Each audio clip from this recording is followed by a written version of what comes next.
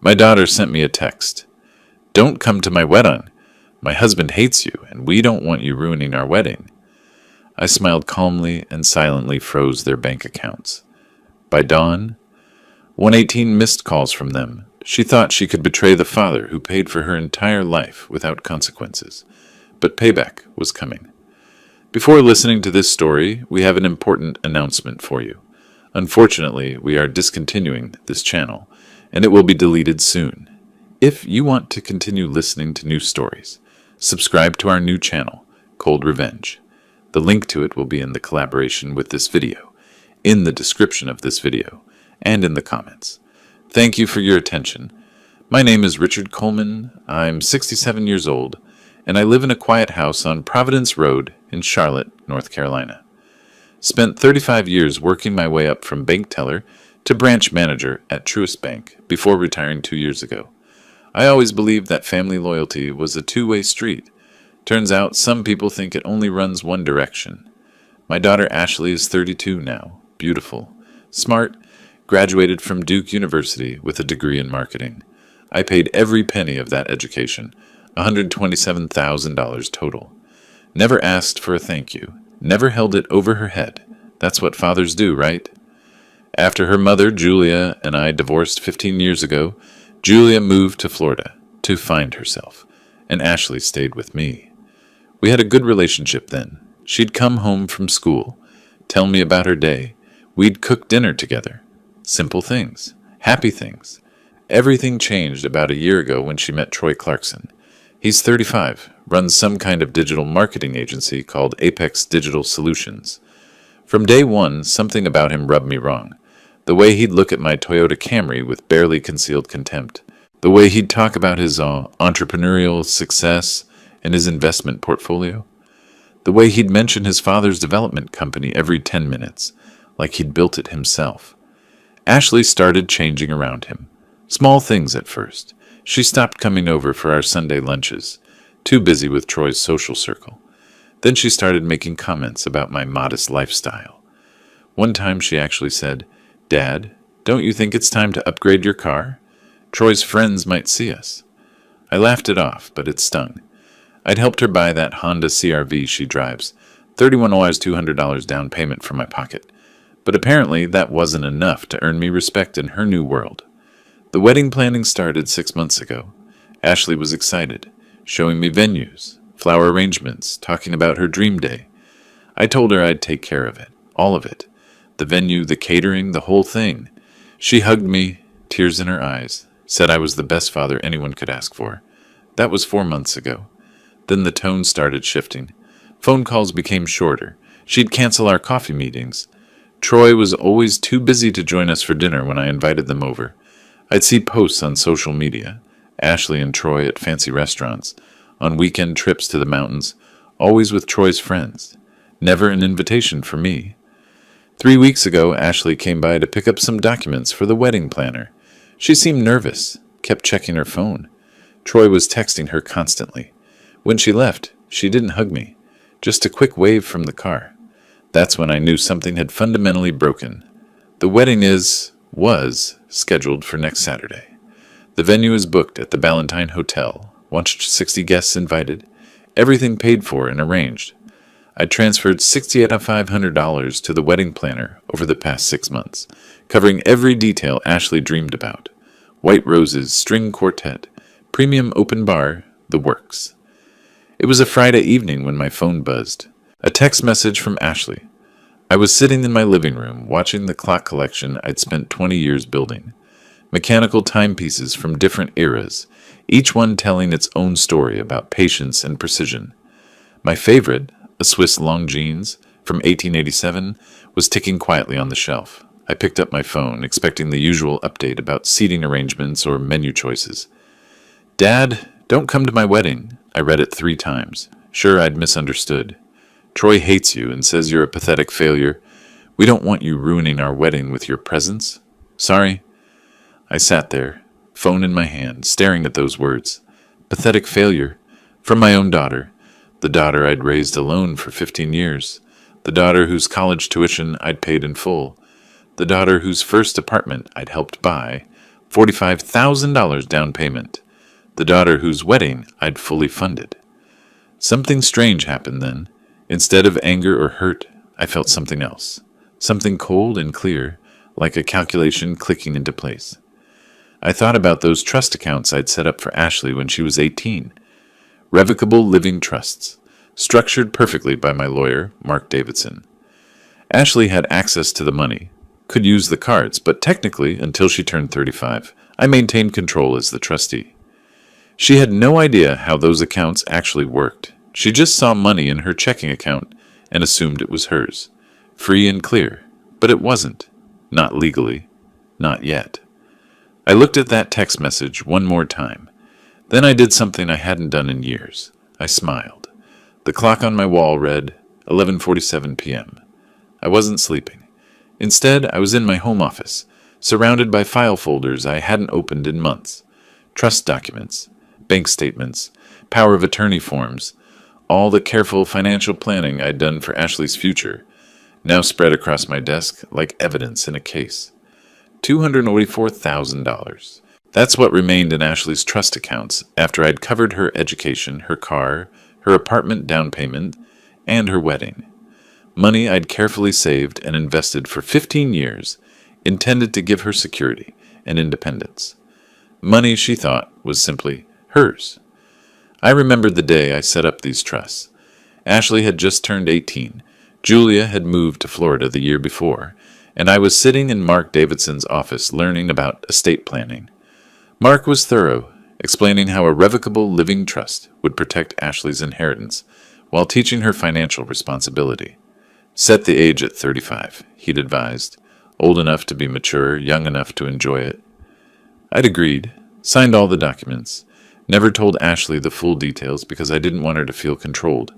I just gave her access to the cards and told her to be responsible. She never asked questions. Why would she? Money appeared when she needed it. That was enough. Now I pulled up the trust documents on my computer. Every word suddenly felt significant. The trustee shall have full discretion to manage and distribute trust assets. That was me, the trustee. Not Ashley, not yet. Not for another 3 years. At 11:58 p.m., I picked up my phone and called Mark's office line, leaving a detailed voicemail. Mark, it's Richard Coleman. I need to meet Monday morning, first thing. It's about Ashley's trust. We need to review the terms and discuss some adjustments. It's urgent. Then I called James Wilson, my former colleague at Truist Bank. James now worked in account operations. We'd started as tellers together back in 1988, climbed the ladder at roughly the same pace, maintained a friendship built on mutual respect.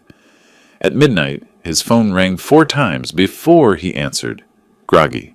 Richard, it's midnight. Everything okay? James, I need a favor. Remember those trust accounts under my name? The ones for my daughter? Yeah, the Coleman family trust accounts. What about them? I need them frozen. Technical review. 72 hours. Can you process that tonight? There was a pause. James knew me well enough not to ask too many questions. You're sure about this? Completely sure. Consider it done. I'll put the hold in the system right now. They'll be frozen by morning. Thanks, James. I owe you one. You owe me an explanation eventually, but yeah, we're good. I hung up and sat back in my chair. The house was completely silent except for the ticking of my watches, each one marking time with mechanical precision. No emotions, no second guessing, just steady, reliable movement forward. I thought about Ashley as a little girl, 7 years old, gap-toothed smile, running to hug me when I came home from work. We'd make pancakes on Saturday mornings, shaped like Mickey Mouse because that made her laugh. She'd tell me about school, about her friends, about the boy who pulled her hair on the playground. I taught her to stand up for herself, to value herself. Where had that girl gone? I remembered her high school graduation. She'd given a speech about resilience and family support. She'd looked right at me in the audience and said, "My dad taught me that integrity matters more than appearances." The whole auditorium applauded. I'd felt so proud. 4 years later, when she graduated from Duke, I drove up for the ceremony. She introduced me to her friends, showed me around campus. We had dinner at her favorite restaurant. She told me she was thinking about moving back to Charlotte, maybe finding a marketing job here. "I want to be close to you, Dad," she'd said. "You're my rock." When did rock become pathetic failure? The change was gradual, then sudden. Troy entered her life like a storm system, bringing new values, new priorities. Suddenly, my middle-class life wasn't impressive enough. My steady career wasn't entrepreneurial enough. My reliability wasn't exciting enough. I pulled up Ashley's social media on my laptop. Photo after photo of her and Troy at expensive restaurants, luxury hotels, weekend getaways, designer clothes, high-end cocktails, the life of Instagram success. All of it funded by the trust accounts I'd created. Money I'd earned through 35 years of showing up every day, managing customer accounts, making sound financial decisions. But I was the failure. Right. The sky was starting to lighten outside my window. Dawn comes early in May. I made myself a cup of coffee and sat at my kitchen table with my laptop open. At exactly 4:30 a.m., I logged into the bank's trustee portal and confirmed the account freeze. Every card linked to those accounts would decline by sunrise. Every automatic payment would bounce. Every ATM withdrawal would fail. Ashley had gotten comfortable in her comfortable life. Time to show her what happened when comfort disappeared. I finished my coffee, closed my laptop, and went to bed. Slept better than I had in months. When I woke up at 7:34 a.m., my phone screen was glowing like a Christmas tree. 43 missed calls from Ashley. 38 from a number I didn't recognize, probably Troy. 27 from various other numbers. 10 text messages, each more panicked than the last. "Dad, what did you do?" "Dad, our cards aren't working." "Dad, answer your phone." "This isn't funny, we need that money for the wedding." "Dad, please, I'm begging you." I read each message slowly, sipping my morning coffee. Then I turned my phone to silent and went to make breakfast. Scrambled eggs, toast, orange juice. Took my time. Enjoyed every bite. Outside my kitchen window, the morning sun was bright and clear. Perfect weather for a Saturday. Perfect weather for people to learn valuable lessons about respect, gratitude, and consequences. I smiled again, that same cold smile from last night. The game had just begun, and unlike Ashley, I actually understood the rules. By midday, my phone showed 118 missed calls. 118. I'd counted them while watering my orchids on the back porch, taking my time with each plant. The Saturday morning air was warm, carrying the scent of magnolias from my neighbor's yard. Perfect day for gardening. Perfect day for watching consequences unfold. I made myself a proper lunch, grilled chicken sandwich, chips, iced tea, and ate it at the kitchen table while reading the Charlotte Observer. The Hornets had lost again. Real estate prices were climbing in Myers Park. Life continued as normal for everyone except Ashley and Troy. My phone buzzed constantly on the counter, face down. I ignored it. There's a particular satisfaction in choosing silence when others are screaming for your attention. Each ignored call was a small lesson in respect, or rather, the absence of it. At 2:20 p.m., my doorbell rang, then rang again. Then someone started pounding on the door. I took my time getting up, walking through the living room where my watch collection ticked peacefully on their display shelves. Through the window, I could see Ashley's Honda CR-V, the one I'd helped her buy, parked crooked in my driveway, one wheel on the lawn. When I opened the door, the scene was almost comical. Ashley's face was blotchy from crying. Mascara streaked down her cheeks. Her hair, usually perfectly styled, looked like she'd been running her hands through it for hours. Troy stood behind her, his face an alarming shade of red, veins visible on his neck. He was wearing an expensive-looking polo shirt and designer jeans, probably charged to one of those maxed-out credit cards I didn't know about yet. "Dad!" Ashley pushed past me into the house. "What did you do? Our cards aren't working. None of them." Troy followed her in without being invited. "Mr. Coleman, I don't know what kind of game you're playing, but this is ridiculous. We have a wedding to pay for. Do you understand that? A wedding." I closed the door slowly and turned to face them. "Would either of you like something to drink? I have iced tea, water." "We don't want iced tea," Troy's voice cracked. "We want to know why our bank accounts are frozen." "Your bank accounts?" I walked to the kitchen and poured myself more tea. Let them follow me. Let them wait. "Troy, I'm curious. Which accounts are you referring to?" Ashley was pacing my kitchen floor, her heels clicking frantically. Dad, please. The hotel needs the final payment today. $22,400. The caterer needs their deposit. The florist called this morning. Everything is falling apart. 22,400, I repeated, savoring my tea. That's a specific number. Yes, she practically shouted. The final balloon payment for the venue. It was supposed to come out of my account automatically this morning, but it declined. Everything declined. The gas station, the coffee shop, even the grocery store. Troy's cards, too. All of them. I set my glass down carefully.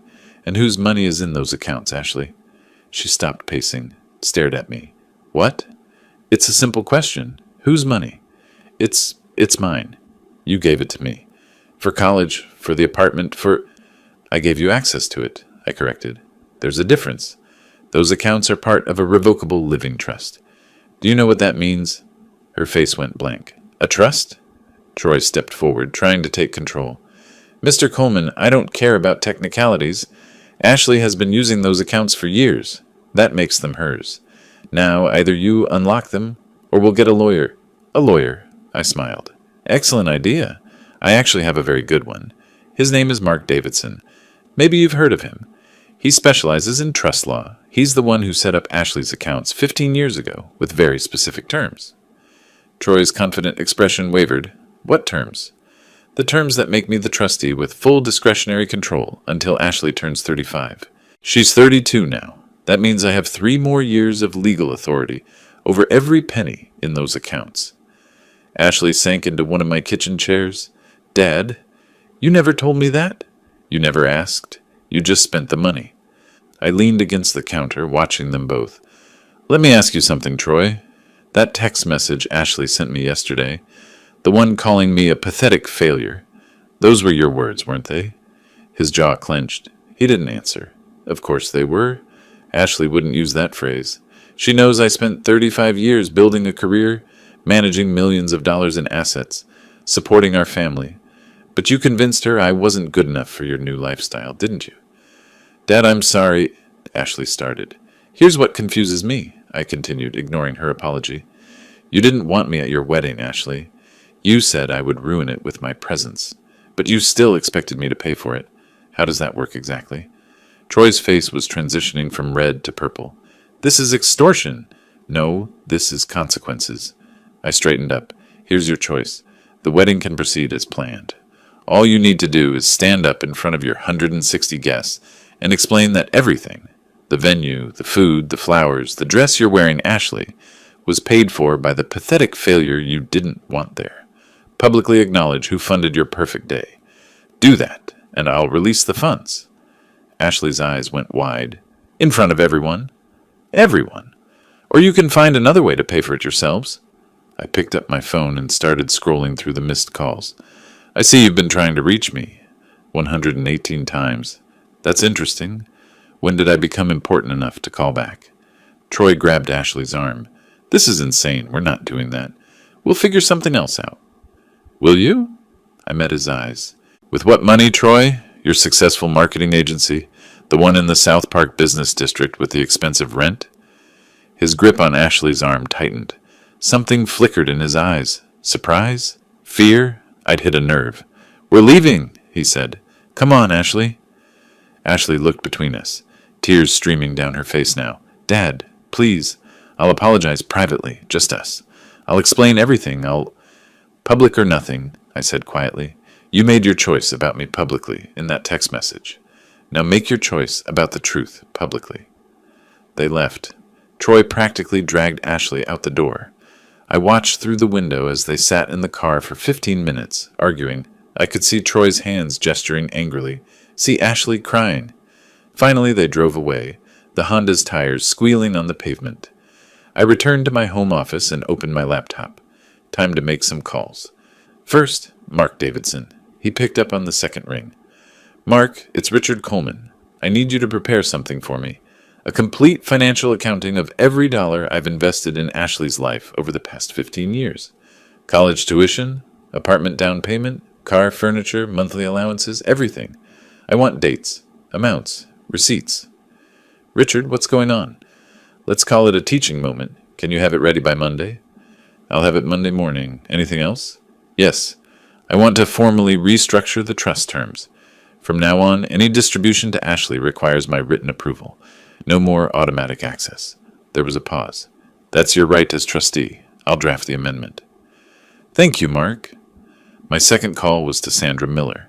We'd worked together at the bank 10 years ago before she left to start her own private investigation firm. Smart woman, excellent at following money trails. Sandra, I have a job for you.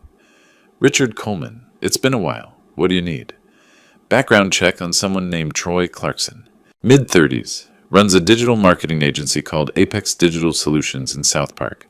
I want to know everything. His business finances, personal debts, credit history, who guarantees his loans, everything. How fast? I'll pay for rush service. 72 hours. You'll have it? This personal? Very. Then I'll be thorough. I hung up and sat back in my chair.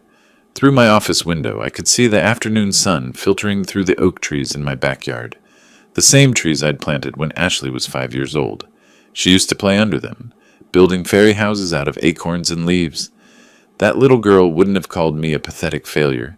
But that little girl was gone, replaced by someone who valued appearances over substance, money over loyalty, Instagram perfection over genuine connection. Time to show her what real power looked like. And unlike Troy's manufactured success, mine was built on 35 years of actual work. Monday morning arrived with clear skies and sharp sunlight. I was at Mark Davidson's office on South College Street by 8:30, sitting in his conference room with a view of uptown Charlotte's skyline. Mark slid a thick folder across the mahogany table. Here's everything you asked for. 15 years of financial support, documented and categorized. I opened the folder. The first page was a summary. Coleman Family Trust. Ashley Marie Coleman, Financial Distribution, Summary Education, Duke University, 2011-2015. $127,000 our first apartment down payment. $45,000 vehicle purchase, Honda CR-V, 2021. $31,200 furniture and household items. $18,750 wedding expenses, deposits and payments. $68,500 monthly allowances, $500 x 48 months. $72,000 miscellaneous support, emergency funds, gifts. $15,000 total financial investment, $327,450. I stared at that number. $327,450, more than most people make in 5 years of work, and Ashley had spent it without a second thought, probably without even tracking where it came from. Mark, this trust restructuring, how quickly can we implement it? I can file the amendment today. It'll be legally effective by end of business. After that, Ashley won't be able to access any funds without your written authorization. Do it. He made a note. Richard, I have to ask, is this about the wedding? It's about respect. She's 32 years old, Mark. Old enough to understand that money doesn't materialize out of thin air. That somebody worked for it, saved it, invested it. That when you tell that somebody they're not welcome in your life, there are consequences. Fair enough. He closed his legal pad. The amendment will be filed by noon. I left his office and drove to a coffee shop downtown, ordering a black coffee and settling into a corner table. This was the waiting part, the part where you let the pressure build before making your next move. My phone rang at 11. Ashley. Dad, we really need to talk. I'm listening. Troy's parents offered to help. His father, Robert, said he can cover some of the wedding costs, but we're still short about $15,000 for final payments.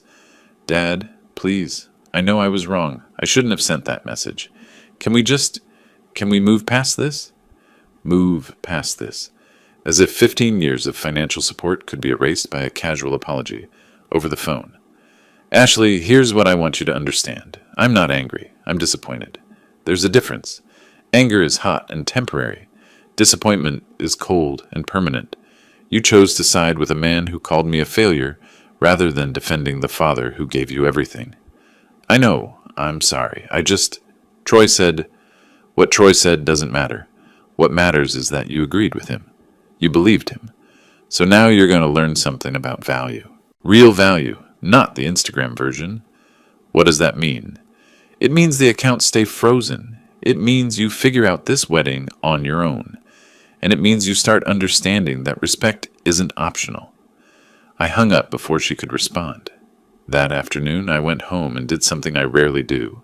I played chess online, found a worthy opponent rated about 1900, spent 2 hours in a complex middle game that eventually led to my victory through patient positional play. Chess teaches you that rushed decisions lead to defeat. You wait, you observe, you calculate, and then you strike at the exact right moment. Wednesday morning, Sandra Miller called. "Richard, you're not going to believe what I found." "Try me." Troy Clarkson is drowning. His company, Apex Digital Solutions, revenue of about $220,000 last year, but expenses of $407,000. He's got a business loan of $187,000 at 9% interest that he's missing payments on. 3 personal credit cards maxed out at $67,300 total. And here's the interesting part. He got a $95,000 credit line 6 months ago to keep the business afloat. Who guaranteed it? His father. Robert Clarkson, the developer. Personal guarantee, full liability. I smiled. What else? The fancy office he rents in South Park, $4,800 a month, and he's 2 months behind. They're about to evict him. His BMW is leased, and he's late on those payments too. The guy's a house of cards, Richard. One strong wind and the whole thing collapses. What about Robert Clarkson? Now that's interesting. Legitimate businessman, built his development company from nothing. Worth about $8 million, mostly tied up in properties and ongoing projects. He's been bailing Troy out for years, but I'm seeing signs he's getting tired of it. Recent court filing shows he refused to guarantee another loan for Troy last month. Can you dig deeper into Robert? Current projects, loan applications, business vulnerabilities? I can, but that'll take another few days. You want the deep dive? Whatever it costs. You got it? Thursday morning, my phone buzzed with a text from Ashley. "Dad, please. We found money from Troy's parents, but we're still short $15,000 for final payments. I'm begging you." I was wrong. I'm sorry. I typed back, "Apology accepted. But money stays frozen. Learn to value what you had." 3 dots appeared, disappeared, appeared again. Then, "I hate you." I set the phone down. There it was, the truth beneath all the apologies. She didn't regret what she'd said. She only regretted the consequences. That evening I sat in my study with a glass of scotch, Macallan 18, a rare indulgence, and looked at the information spread across my desk. Ashley's financial history, Troy's debt profile, the wedding venue contract, trust documents, bank statements, pieces of a puzzle, slowly forming a picture. Troy wasn't just using Ashley. He was desperate. His business was failing, his lifestyle was unsustainable, and he'd seen my daughter as a lifeline. A woman with money in the bank, a father who'd always provided, a comfortable future without having to actually build anything himself. And Ashley, wanting so badly to be part of Troy's world, had given him access to everything. Probably told him it was their money, their savings, never realizing that every dollar came from her father's careful planning. The wedding was Saturday, 4 days away. They'd be scrambling now, probably fighting, definitely stressed. Troy would be showing his true colors under pressure. Ashley would be seeing the man she'd actually married instead of the image he projected. Good. Let her see. My phone rang again. Unknown number. "Mr. Coleman, this is Robert Clarkson, Troy's father. I don't believe we've met, but our children are getting married in a few days. I was hoping we could talk." Well, this was unexpected. "Mr. Clarkson, what can I do for you?" "Call me Robert. Listen, I'm not sure what's happening with Ashley's bank accounts, but Troy mentioned there's been some kind of freeze. My wife and I have covered what we can, but there are still outstanding payments for the wedding. I thought perhaps we could meet, work this out like reasonable adults." Reasonable adults. Interesting phrase from a man whose son had called me a pathetic failure. "Are you free Friday afternoon?" I asked. "Say, 3 o'clock? There's a coffee shop downtown. Emily's on Tryon Street." "I'll be there." "Thank you, Mr. Coleman." "Richard is fine." After I hung up, I poured another finger of scotch and walked to my window. The oak trees I'd planted were silhouetted against the sunset, their branches swaying in the evening breeze. Robert Clarkson wanted to meet. The father who'd been bankrolling Troy's fake success, who'd guaranteed loans for a failing business, who probably had no idea his son was a manipulative parasite. This was going to be interesting. I raised my glass to my reflection in the window. "Here's to consequences," I said quietly. "May they be educational." The chess game was entering its middle phase. I'd sacrificed a pawn, the wedding funds, to gain position. Now it was time to see how my opponents would respond, and I had a feeling Robert Clarkson was about to become a very useful piece on the board. The day before the wedding arrived with the kind of morning that makes you appreciate being awake early. 6 a.m. and my phone was already ringing. I'd fallen asleep around midnight after a chess match online. A solid win against a 1900-rated opponent from California who made the classic mistake of overextending his queen. The ringing hadn't stopped. I picked up the phone and actually laughed out loud. 73 missed calls overnight, added to the previous total. That made over 200 desperate attempts to reach me in the past week. 47 text messages, 12 voicemails. I made coffee, French press, the good beans from that roaster on Park Road, and settled into my favorite chair to listen to the messages while watching the sunrise through my kitchen window. Ashley's messages first. 28 calls. Her voice progressed from panicked to angry to desperate, to broken across the dozen voicemails she'd left. "Dad, please pick up." "Dad, this isn't funny anymore." "Dad, I'm begging you." The last one, left at 3 a.m., was just crying. No words, just tears. Troy's messages were different, entitled anger giving way to barely controlled fury. "You can't do this. This is illegal. My father's going to handle this." Interesting that he kept mentioning his father. Then there were the others. Ashley's mother, Julia, my ex-wife, called 8 times from Florida. Apparently Ashley had finally broken down and called her. The hotel manager called 3 times about payment issues. The wedding coordinator called twice. Various vendors all panicking about money. But the most interesting voicemail was from someone I'd never spoken to before. "Mr. Coleman, this is Robert Clarkson, Troy's father. We haven't met, but our children are getting married tomorrow. It seems there's been some financial confusion. I've covered some of the wedding expenses, but there are still outstanding issues. Perhaps we could meet and resolve this like adults. Troy mentioned you've blocked Ashley's accounts. I'm sure this is just a misunderstanding that we can work through."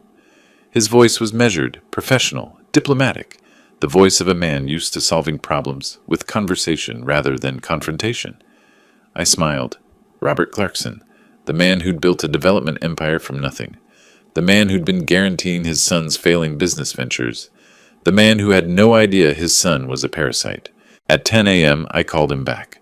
"Mr. Clarkson, this is Richard Coleman. I got your message." "Richard, thank you for returning my call." Relief flooded his voice. "I was hoping we could sit down and talk about this situation. The wedding is tomorrow, and I'm available this afternoon. Say 3 o'clock? There's a coffee shop downtown, Amelie's on Tryon Street." "Perfect. I'll be there. And Richard, thank you. I'm sure we can work this out." I hung up and spent the rest of the morning preparing. Sandra's report on Troy went into a folder. Mark's financial summary of my support for Ashley went into another. I dressed carefully, pressed khakis, button-down shirt, casual but put together. The meeting with Robert wasn't about intimidation. It was about information. Amelie's French bakery was busy when I arrived at 2:50 p.m., full of the usual mix of business people, students, and tourists enjoying their coffee and pastries. I ordered a black coffee and claimed a quiet table in the back corner. Robert Clarkson arrived exactly at 3. I recognized him immediately from the photos Sandra had included in her report. Tall, probably 6'2", with silver hair and the weathered face of someone who'd spent decades on construction sites before moving to an office. He wore expensive casual, polo shirt, pressed jeans, leather loafers that probably cost more than my entire outfit. He spotted me and walked over, hand extended. "Richard? Robert, please sit." We shook hands. His grip was firm, practiced, the handshake of someone who made deals for a living. He sat down, ordered a coffee from the passing barista, then turned his full attention to me. "First, let me say I appreciate you meeting with me. Troy and Ashley's wedding has been stressful for everyone involved." "I imagine it has been. Troy tells me there's been an issue with Ashley's bank accounts. Something about them being frozen?" "They're not frozen. They're under trustee control. There's a difference. His coffee arrived. He took a sip, studying me. Trustee control. You're the trustee? I am. Have been for 15 years. The trusts I established for Ashley give her access to funds, but I maintain discretionary control until she turns 35. She's 32. And you've exercised that control? I have. Robert set his coffee down carefully. May I ask why? Troy mentioned there was some kind of disagreement, but he was vague on details. I pulled out my phone and opened the screenshot I'd saved, the text message from Ashley. I turned the screen toward Robert without a word. He read it, his expression not changing, but I saw his jaw tighten, saw his fingers grip the phone a bit harder before he handed it back. I didn't know about this, he said quietly. Neither did you know about this. I slid Sandra's report across the table. Your son's financial situation, his company's debts, the credit cards, the failed business model, the rent he can't pay. Robert opened the folder, and I watched his face as he read. Page by page, his expression shifted from curiosity to concern to something harder. Disappointment, maybe, or anger that he'd tried to suppress for too long. Where did you get this?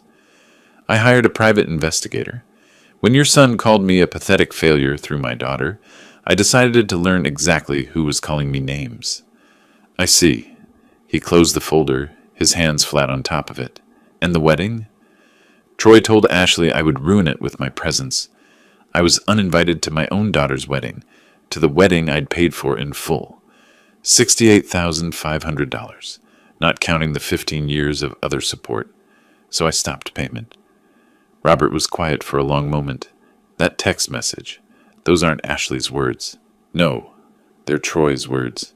My daughter is many things, spoiled, financially naive, easily influenced, but she's not cruel. Your son is? What do you want from this meeting, Richard? I want you to know who your son really is. Not the entrepreneurial success story he pretends to be. Not the self-made businessman. The truth. He saw my daughter as a bank account with benefits. He's been draining her funds for months. $47,200 that she thought were investments for their future. Robert's face had gone pale. How long have you known about Troy's situation? I found out this week, but I suspect you've known for years. He didn't deny it. Just sat there, looking older than he had when he walked in. I kept hoping marriage would mature him, that having a wife, building a life, would force him to grow up. Marriage doesn't fix people, Robert. It just locks you to them. What happens now? The wedding is tomorrow. The venue is paid for. I covered it. The guests are coming. Ashley's dress, the flowers, the food. I've handled all of it. $73,000. I nodded slowly. You're a good father. Better than Troy deserves, frankly. He's my son, and Ashley is my daughter, which is why I'm going to tell you something important. I leaned forward. The wedding will happen tomorrow. I won't stop it. You've already paid for everything, and canceling now would hurt Ashley more than Troy. But I'm coming to that wedding, Robert, and I want everyone there to see who I really am, who you really are. Not the pathetic failure Troy described, the man who spent 35 years building a career in banking, the man who managed an $847 million portfolio, the man who could have an opinion on, say, a $3.2 million development loan application. Robert's eyes widened, just slightly, but I caught it. You know, I continued, Charlotte's not that big of a town, not in banking circles. I'm sure your name will come across my desk eventually. Consultant work keeps me connected. He understood. Not a threat. I'd recuse myself from any actual involvement in his business. But a reminder that the world was smaller than Troy thought, and that the failure his son had dismissed actually had influence his son could never dream of. I'll be at that wedding tomorrow, I said, and Troy will learn a very important lesson about assumptions. Robert stood up slowly, extending his hand again. I'll see you tomorrow, Richard, and thank you for being honest with me. We shook hands. He left, carrying Sandra's report with him. I finished my coffee slowly, watching the afternoon crowd filter through the bakery. Tomorrow was going to be interesting. Very interesting indeed. My phone buzzed. A text from Ashley. Dad, please, just please. I typed back. See you at the wedding. Let them wonder what that meant. The Ballantine Hotel and Lodge sits on 500 acres south of Charlotte. All manicured lawns and old money elegance. I'd driven past it hundreds of times, but never actually attended an event there.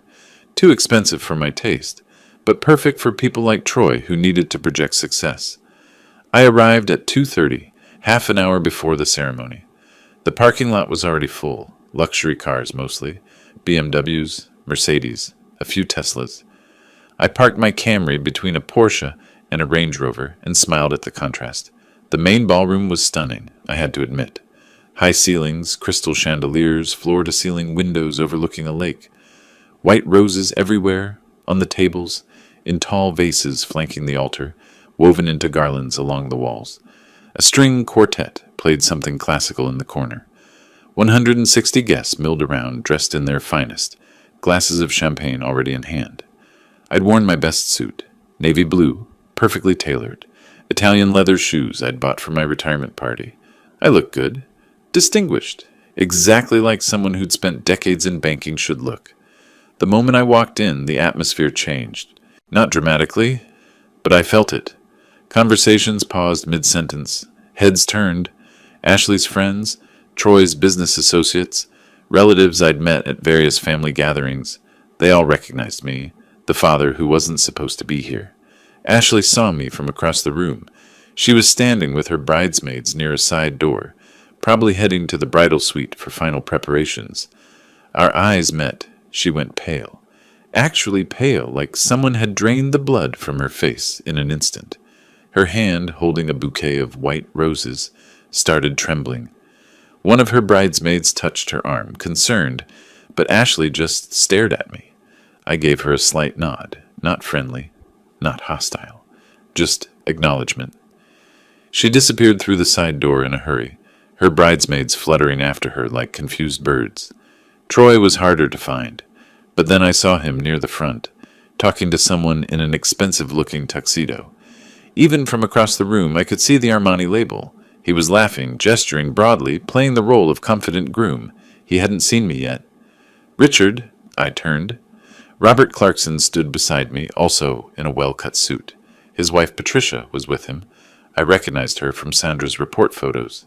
She was elegant, probably mid-50s, with that polished look that comes from regular salon visits and personal trainers. "Robert." "Patricia." I shook her hand. Patricia's smile was uncertain. "Mr. Coleman, it's nice to finally meet you." "Likewise." Robert's voice was low. "Troy doesn't know you're here yet. I thought it best not to warn him." "Probably wise. I spoke with him last night about his financial situation. It didn't go well." "I imagine not." The wedding coordinator appeared, a stressed-looking woman in her 40s with a headset and clipboard. "Everyone, please take your seats.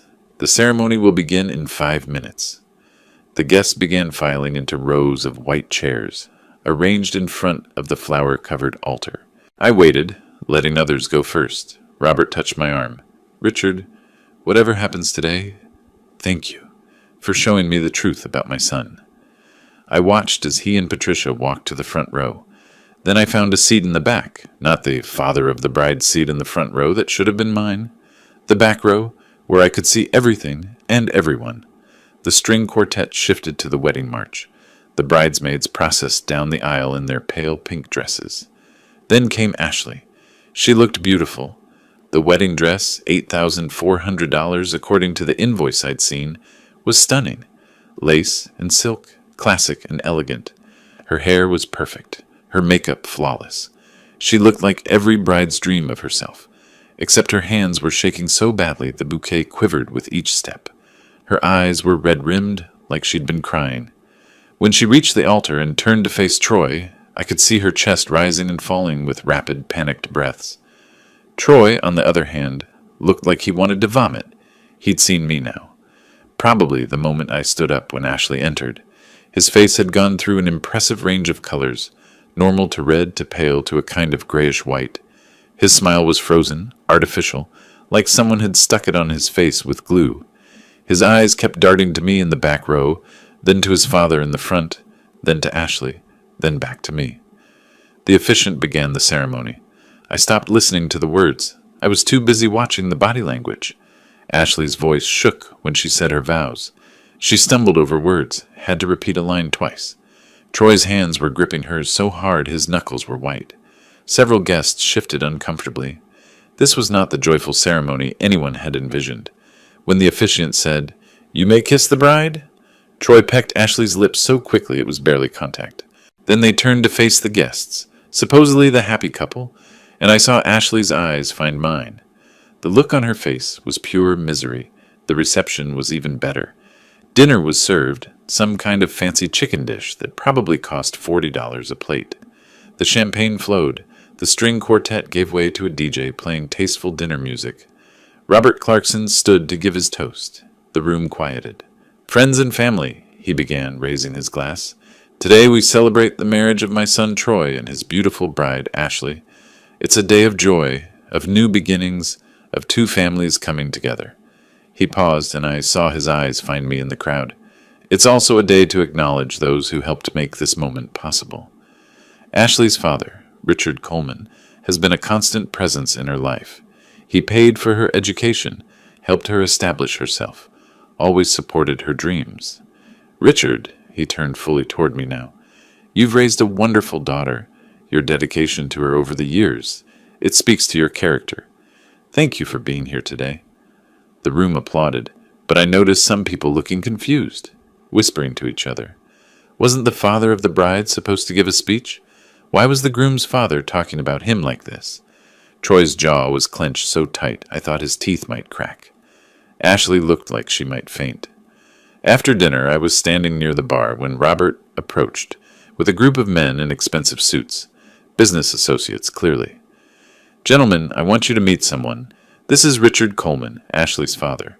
Richard, this is Michael Thornton. He's with Thornton Development. We've worked together on several projects." Michael shook my hand. "Coleman, that name's familiar. Are you in development?" "Banking, actually.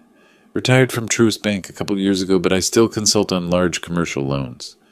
Michael's eyes widened. "Richard Coleman from Truist. I know that name. You worked on the South Park expansion financing back in 2020. "I did. That was brilliant work. The structuring on that deal was exceptional." Other businessmen gathered around, and suddenly I was in the center of a conversation about banking, development, loan structures, interest rates. These were Robert's professional circle: developers, investors, contractors, people who understood exactly what a banking consultant with my background meant. And Troy overheard it all. I watched him from across the room, watched his face as he realized that these men, his father's successful business associates, were treating me with respect, asking my opinions, laughing at my observations about the local market, exchanging business cards. His expression went from confusion to realization to something that looked like horror.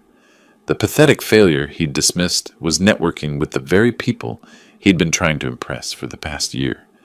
Ashley approached near the end of the evening when most guests were on the dance floor. She looked exhausted, her makeup fading, her hair coming loose from its perfect styling. "Dad," she said quietly, I don't know what to say." I looked at her, really looked at her. She was 32 years old, married to a man who'd used her, standing at a wedding her father had been uninvited to, but that her father-in-law had paid for. "You don't need to say anything tonight, Ashley, but we will talk, soon, about everything." "I'm sorry. I'm so sorry." "Sorry doesn't fix things, but it's a start. We'll talk next week, after your honeymoon is canceled." "What? You think Troy can afford a honeymoon right now? With his business collapsing and his credit cards maxed out? No, Ashley. The Instagram version of your life is over. Now you get to see what reality looks like." I walked away, leaving her standing there with tears streaming down her carefully made-up face. As I drove home that night, I felt something I hadn't felt in a long time. Not satisfaction, exactly. Not victory. Something more complex. Justice, maybe. Mathematical, precise, exactly calibrated justice. Troy had called me a failure. Now he knew exactly who I was. Ashley had chosen his version of success over my years of support. Now she'd learned the difference between appearance and substance. And me? I'd shown up to a wedding I wasn't wanted at and reminded everyone that respect isn't about Instagram followers or fancy offices. It's about what you build over decades of honest work. The chess game was far from over. But I'd just won a very important middle game exchange. The call came 2 days after the wedding. I was having my morning coffee, reading the financial section of the Charlotte Observer, when my phone rang. James Wilson, my former colleague at Truist Bank, now vice president of the commercial lending division. Richard, I need your input on something. What's up, James? We've got a loan application on my desk. Robert Clarkson, you know him, right? Development company, solid reputation. He's requesting $3.2 million for a new commercial complex in South Park. Standard stuff, but given the amount, I wanted to run it past you. You still consult on large commercial loans, and you know the local market better than anyone. I set down my coffee cup very carefully. The universe, it seemed, had a sense of irony worthy of a Greek playwright. Robert Clarkson, I said slowly. Yes, I know him. We just became family, actually. His son married my daughter this past weekend. There was a pause. That's quite the coincidence. Does that create a conflict of interest for you? It might. Let me think about this, James. When do you need a decision? Next week would be ideal. The project timeline is tight. I'll get back to you. After I hung up, I sat at my kitchen table for a long time, watching the sunlight move across the floor. $3.2 million. Robert's newest project, probably something he'd been planning for months, maybe years. A loan that needed bank approval, consultant review, and a stamp of legitimacy from someone like me. And I was now his son-in-law's father-in-law. Family, whether either of us liked it or not. I called Robert directly. We need to talk, not about Ashley and Troy, about your loan application. My loan application? Confusion in his voice. How do you know about... Because Truist Bank just asked me to review it. I'm one of their senior consultants for commercial lending. $3.2 million for the South Park development, correct? Silence. Then, this is a conflict of interest. That's exactly what I said, which is why we should meet, today, if possible. We met that afternoon at the same coffee shop where we'd talked before the wedding. Robert looked older, more tired. The past week had clearly taken a toll on him. I'll recuse myself from your loan review, I said immediately. I'll tell James that our family connection makes it inappropriate for me to be involved. Your application will be reviewed by other qualified consultants, and it'll stand on its own merits. Robert nodded slowly. Thank you. That's professional of you. But I want you to understand something, Robert. Your son married my daughter. They're living in a luxury apartment they can't afford, driving cars on leases he can't maintain, projecting a lifestyle built on debt and my money, and now they're married. I've talked to Troy multiple times since the wedding, and he's defensive, angry. He thinks you're trying to destroy him. Robert rubbed his face. I went through his company's books myself. You were right. It's worse than I thought. The business is hemorrhaging money, and he's been using Ashley's accounts to cover his losses. $47,200 over 8 months, I said. I had my investigator, Sandra Miller, excellent woman, pull the detailed transactions. Ashley had no idea. She gave him access to a joint credit card, thinking it was for household expenses. He was funneling it straight into his failing business. What are you going to do? What would you do, Robert, if your son had deceived someone you loved? He was quiet for a long moment. I'd make sure they learned the truth and face the consequences. Then that's what I'm doing. Ashley needs to see who she married, and Troy needs to understand that calling someone a failure doesn't make it true. Meanwhile, Sandra delivered her final report. I read it that evening, sitting in my study with a glass of scotch. The good stuff, the Macallan I saved for special occasions. Troy had been systematically draining Ashley's accounts since they got engaged.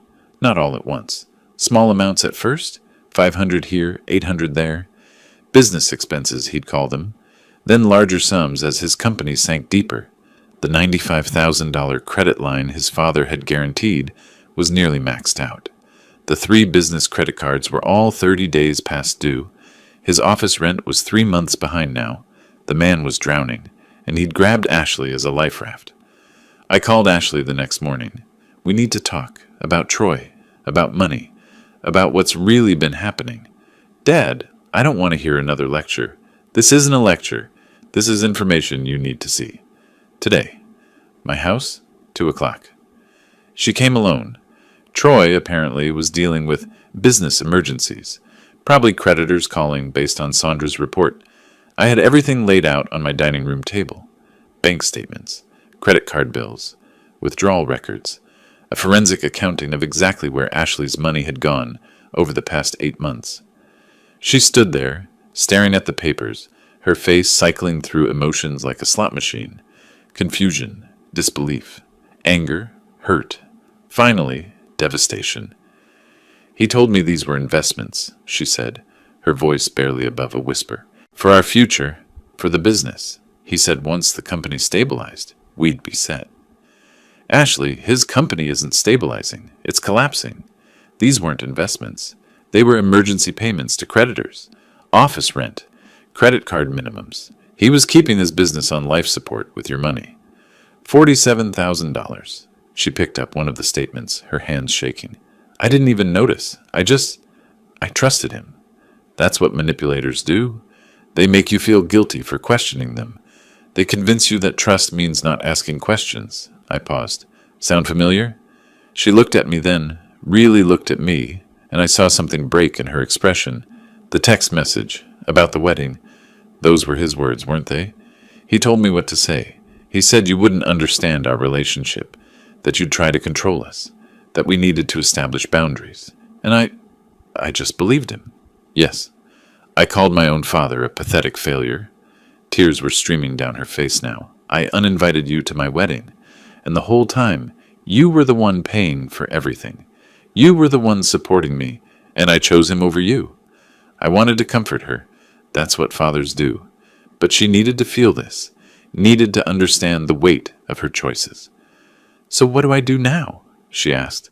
"I'm married to him. I can't just—" "You can do whatever you choose, Ashley. That's the point.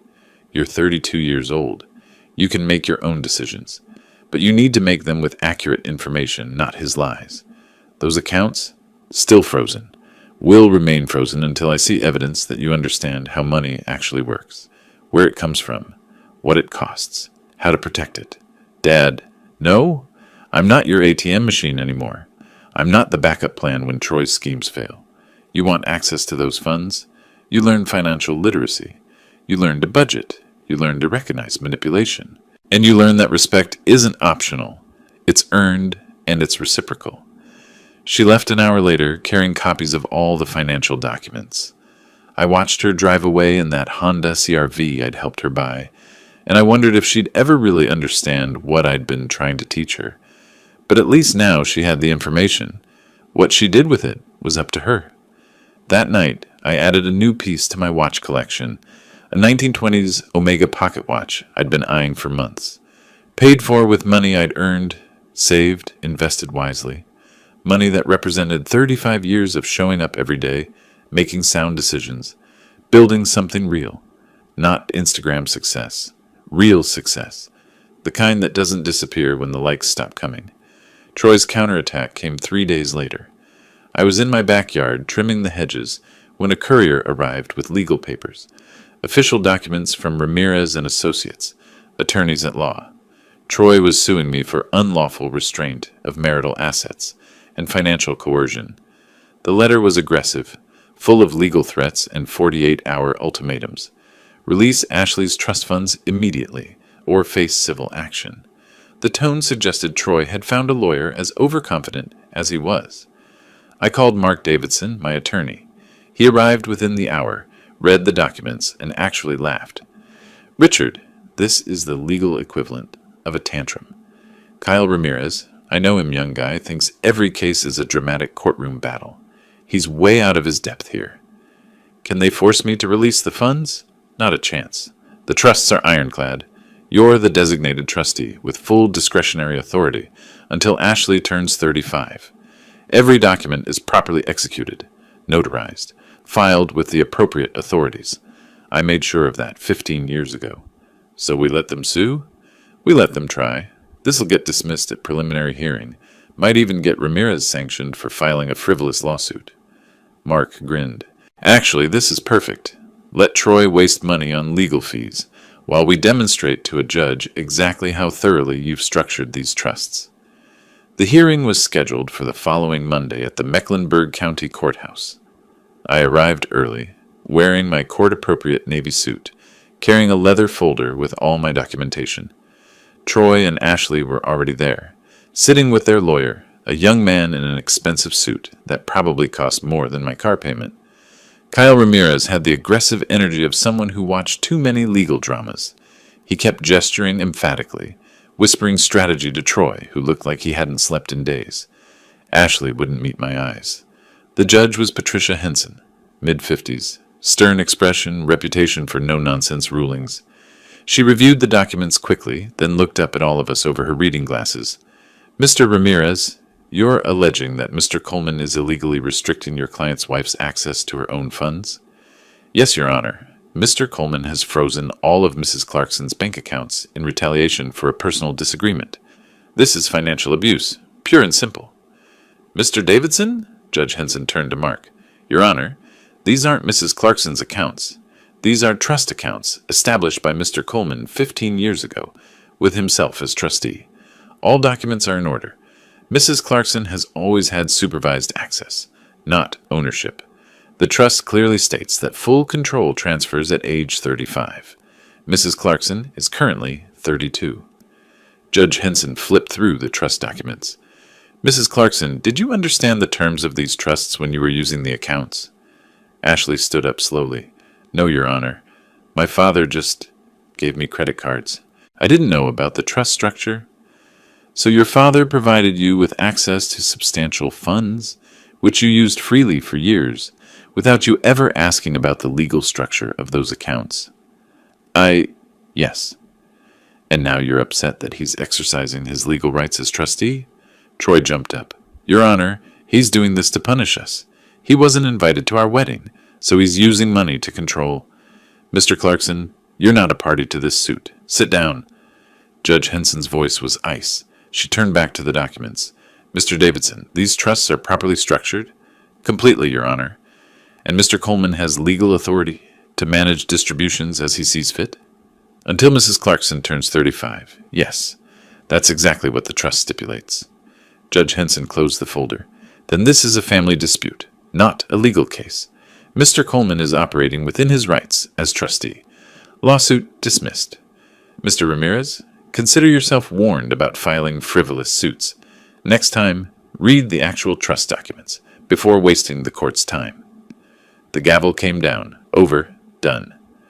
We walked out of the courthouse into afternoon sunlight. Troy was red-faced, arguing with Ramirez on the courthouse steps. Ashley stood apart from them, looking lost. Mark clapped me on the shoulder. "That went even better than expected. Ramirez looked like he'd been hit with a brick." "Thanks for handling it."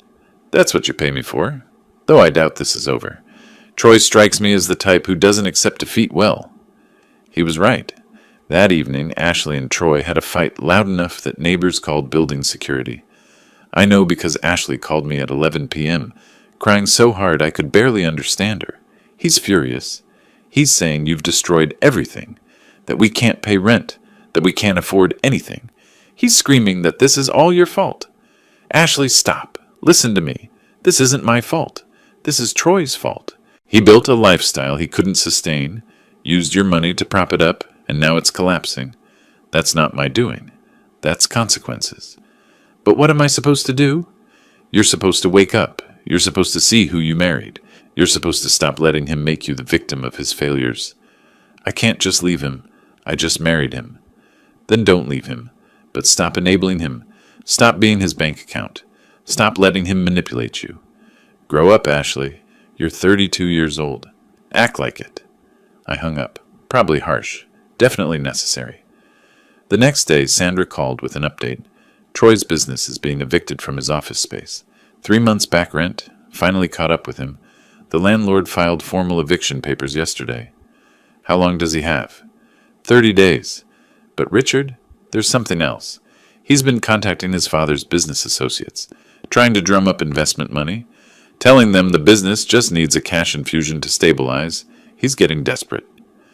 Desperate people make mistakes, and Troy was about to make several.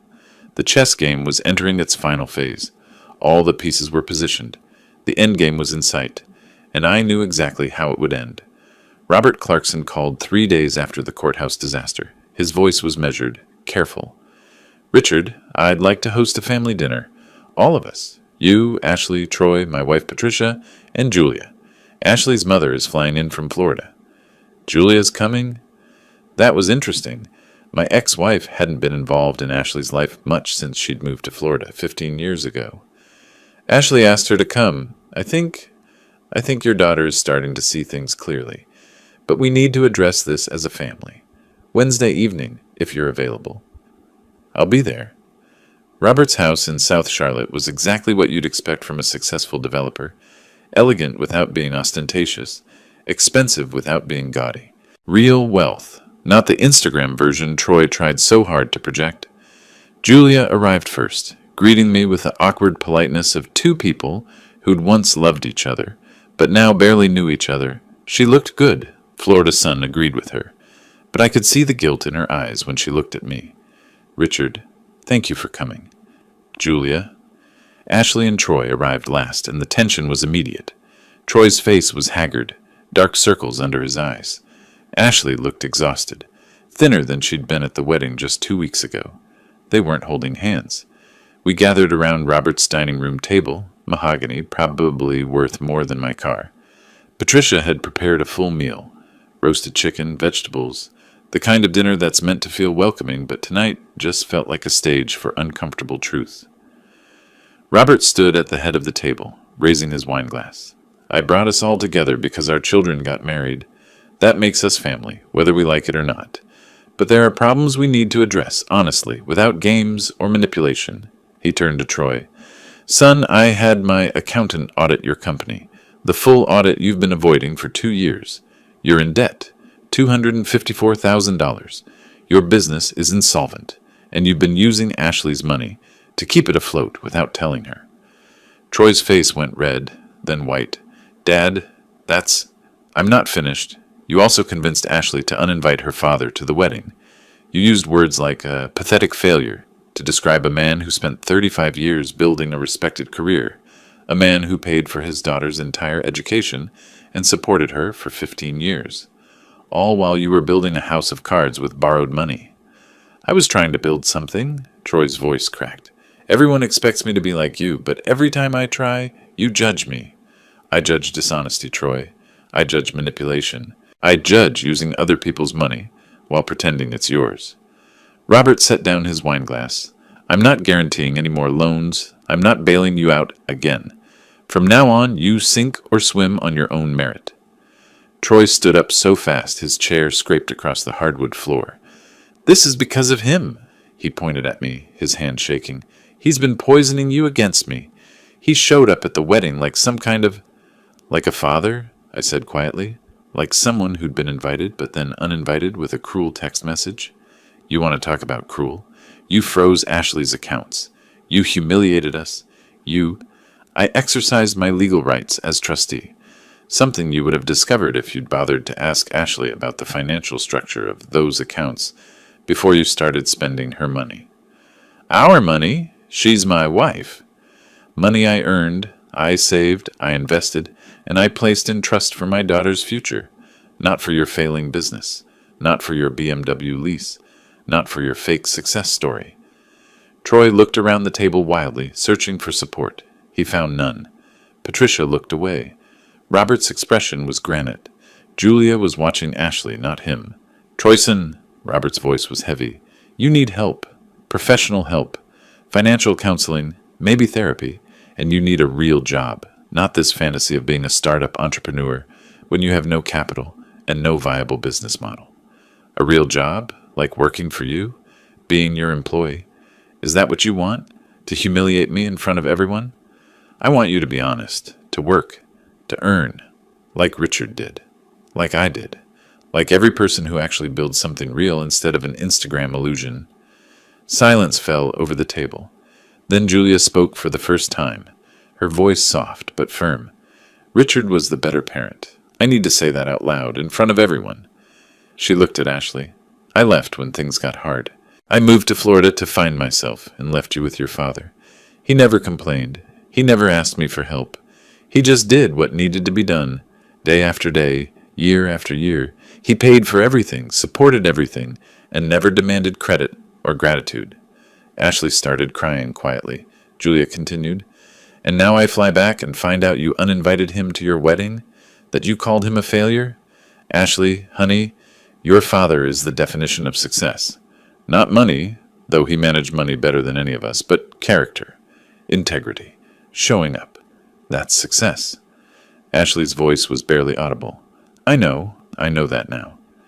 I set down my fork carefully, looking at my daughter. "Ashley, you asked what you should do. Here's what you do. You grow up. You start making decisions with your eyes open. You learn what money actually means. Not the number on a screen, but the hours of work, the sacrifices, the choices that money represents.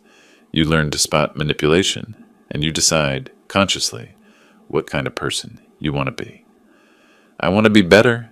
She was looking at me now, tears streaming down her face. "I want to be like you." "Then start with honesty, with yourself and with Troy." Troy stood frozen, looking at all of us like we were strangers. Then he walked out of the room. We heard the front door open and close. Nobody went after him. Robert sighed heavily. "That went about as well as I expected." Ashley looked at me across the table. "Dad, can we talk? Just us?" We stepped out onto Robert's back patio, overlooking a pool that reflected the evening sky like dark glass. "I was horrible to you," she said. "Not just the text message. For months before that. I let Troy convince me you were holding me back, that you didn't understand our lifestyle, that I needed to set boundaries. But really, I was just being spoiled and ungrateful and easily influenced," I finished. "That's the part that concerns me most, Ashley. Not that you made mistakes. Everyone does. But that you let someone else dictate your values, your decisions, your treatment of people who love you. I'll do better, I promise. Promises are easy. Actions are what count. So here's what happens next. I'm going to teach you how money actually works, how to budget, how to invest, how to recognize when someone's using you. And then maybe we'll talk about unfreezing some of those accounts." "Thank you." She hugged me, and for the first time in over a year, it felt genuine. "Thank you for not giving up on me." I held my daughter and looked up at the darkening sky. Justice, I thought, wasn't about revenge. It was about teaching the right lessons at the right time, even if those lessons hurt. The next few weeks moved like a slow-motion landslide. Inevitable. Inexorable. Exactly as I'd planned. Troy's office got evicted.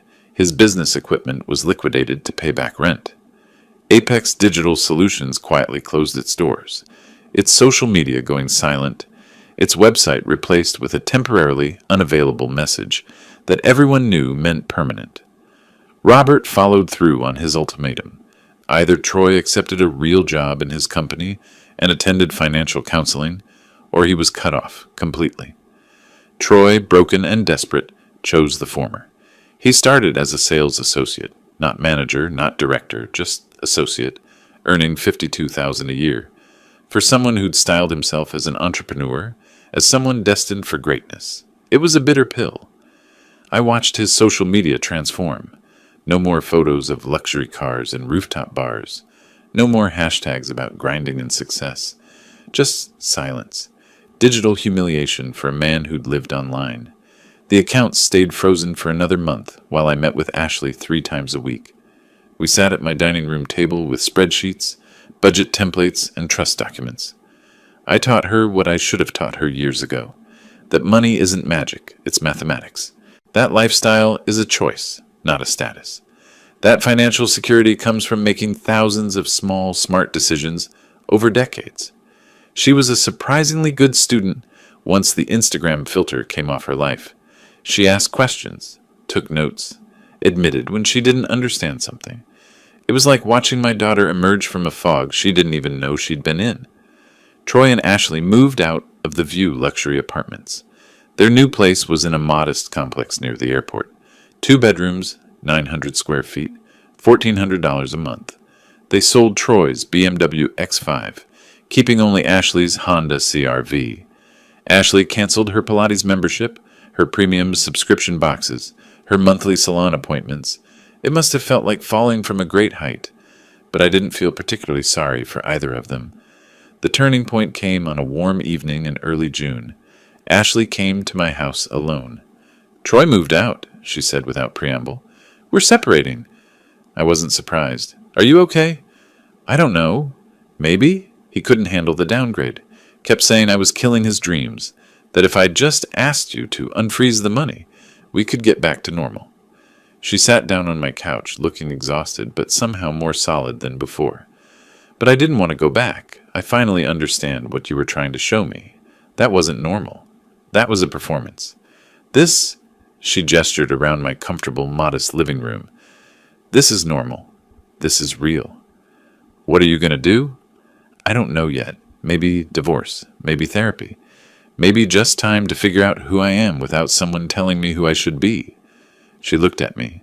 "But I want to keep learning. About money. About planning. About everything you've been teaching me." I pulled out the folder I'd prepared. "Then let's talk about your 3-year plan." We spent 2 hours going through it. At 35, 3 years from now, Ashley would inherit full control of $237,000, what remained after wedding costs and Troy's theft. But between now and then, she'd learn to manage a budget, to save, to invest small amounts, to track spending. I'd partially unfreeze her accounts, giving her $2,000 a month, enough to live modestly, but not enough to fall back into old patterns. "And if I do this right?" she asked. "If you do this right, by the time you're 35, you'll understand exactly what that money represents. You'll know how to make it grow, how to protect it, how to use it wisely, and you'll never let anyone manipulate you with money again." She signed the revised trust documents without hesitation. After she left, I sat on my back porch with a glass of scotch, the good stuff, Macallan 18, because some moments deserve celebrating. The June evening was perfect, warm without being hot, and the oak trees I'd planted when Ashley was 5 were swaying gently in the breeze. My phone buzzed, a text from Ashley. "Dad, Troy and I are enrolling in a financial literacy course together. It starts Monday. He needs it more than I do, but we both need it. Thank you for everything," I replied. "Proud of you, Ashley." And I was. Not because she was fixing her marriage. Honestly, I thought that ship had sailed. But because she was finally growing up, finally taking responsibility, finally understanding that respect and gratitude aren't optional extras in life. They're the foundation. I thought about that text message from a month ago. "You're a pathetic failure." Troy's words, but Ashley's finger that pressed send. Justice, I'd learned, wasn't about making people suffer. It was about making sure actions had consequences, about teaching lessons, about not letting betrayal slide just because it came from someone you loved. The evening air carried the scent of honeysuckle from my neighbor's yard. My watch collection sat on its shelf inside, 43 mechanical timepieces, each one representing patience, precision, the value of things that last. My favorite, the 1887 Longines, was ticking steadily, just as it had for over a century. Justice is like that watch, I thought. It doesn't rush. It doesn't miss a beat. It just keeps moving forward, one precise tick at a time, until the right moment arrives. Troy had called me a pathetic failure. Now he was working sales for his father, living in a modest apartment, facing the reality that Instagram success and actual success are different things. Ashley had pushed me away. Now she was learning that the person she'd dismissed was the one who'd always had her back. Robert had covered the wedding. Now he understood exactly what kind of man his son was. And me? I was sitting on my porch, financially secure, self-respect intact, watching my daughter finally learn the lessons I'd tried to teach her through example, but that she'd only absorbed through consequence. Perfect mathematics. Exact justice. No revenge necessary. Just natural consequences playing out as they always do when you let them. My phone buzzed again. Another text from Ashley. "I love you, Dad. I'm sorry it took me so long to say it and mean it." I smiled. "Love you too. See you Monday for our next lesson." Because that's what fathers do. We teach. We guide. We forgive, eventually. But we never forget that love without respect is just another kind of manipulation, and support without boundaries is just enabling. I'd spent a month showing Ashley and Troy that actions have consequences, that words have weight, that betrayal has a price. Now they'd spend the rest of their lives learning to be better people, and I'd spend mine knowing that sometimes the best revenge isn't revenge at all. It's just refusing to be anyone's doormat while teaching them to stand on their own feet. Justice served, lesson learned, life moves forward. I raised my glass to the oak trees, to the setting sun, to the future that stretched out ahead of all of us. Mathematical, precise, exactly right. If you like this story, please like this video, subscribe to the channel, and share your impressions of this story in the comments. To listen to the next story, click on the box on the left. Thank you for watching.